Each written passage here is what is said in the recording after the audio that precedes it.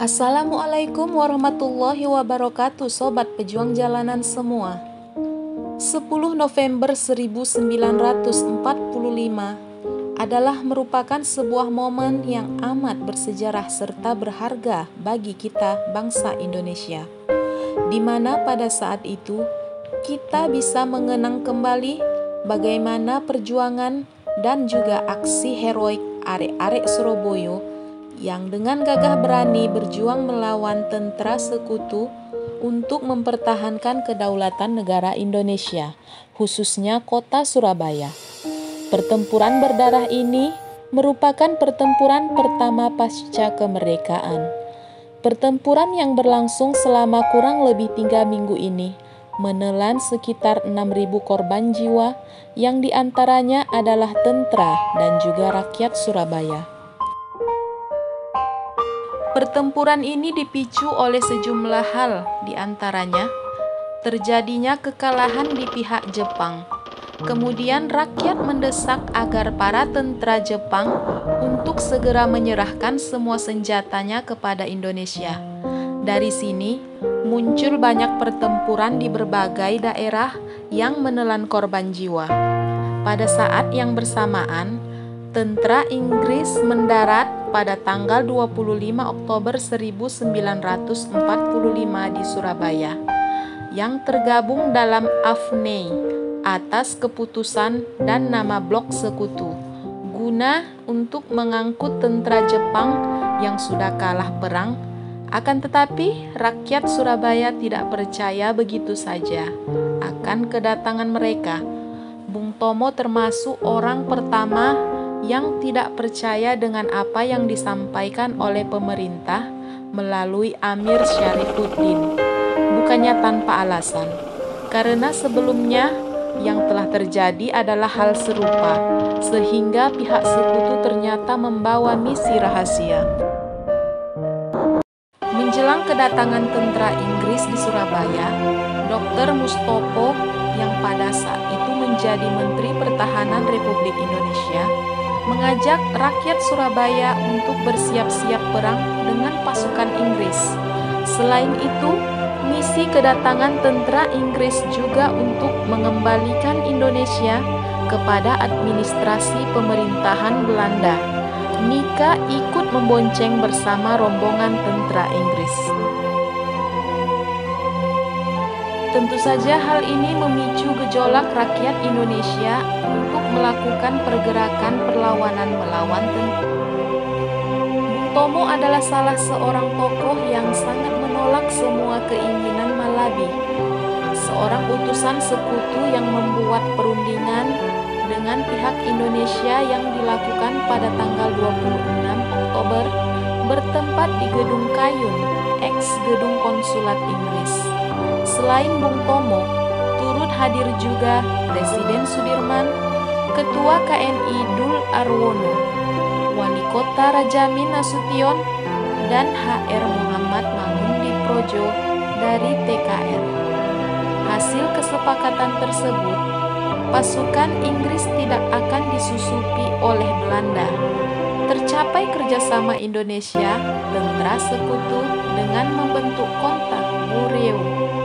Akan tetapi, tentara Inggris mulai mengingkari hasil kesepakatan yang telah dibuat sebelumnya, bahkan mengancam agar semua rakyat Surabaya menyerahkan kembali semua senjata kepada Inggris. Tentu saja hal ini membuat geram Bung Tomo dan rekan lainnya. Mereka memperingatkan Brigjen Malabi untuk patuh pada perjanjian sebelumnya. Namun hal tersebut tidak dihiraukan oleh Malabi. Hal ini memicu suasana panas yang pada tanggal 28 Oktober 1945 mencapai titik klimaksnya. Pada hari itu, sekitar jam 5 sore, Bung Tomo mengajak semua rakyat Surabaya untuk merapatkan barisan untuk menindak tegas pasukan Inggris. Beliau mengadakan pertemuan dengan sejumlah pimpinan pasukan BKR di Jalan Mawar 10, markas dan sekaligus tempat studio radio pemberontakan Bung Tomo. Bung Tomo berpidato dengan nada keras, tegas, dan juga mampu mengobarkan semangat juang rakyat Surabaya. Pada tanggal 30 Oktober 1945, Brigjen Malabi tewas ketika menumpangi mobil. Terjadinya baku tembak yang tidak bisa dihindari akibat kesalahpahaman. Kematian Malabi ini menjadi awal mula perang yang jauh lebih besar dari sebelumnya. Insiden ini memicu Komandan Pasukan Sekutu, Letjen Kristiansson, mengeluarkan ultimatum kepada Indonesia, khususnya Surabaya. Beliau mengerahkan sekitar 15.000 pasukan dan juga tank ke Surabaya di bawah pimpinan Maijen Mansert. Menanggapi ultimatum tersebut, Bung Tomo membangkitkan semangat seluruh rakyat untuk melawan pasukan Inggris dan Nika. Pada jam 6 sore, semua elemen TKR dan pemuda menandatangani sumpah kebulatan tekad. Keputusan tersebut ditindaklanjuti oleh Gubernur Suerjo. Hanya dengan berbekal persenjataan seadanya, dengan semangat yang membara, Bung Tomo berpidato untuk membakar semangat rakyat Surabaya.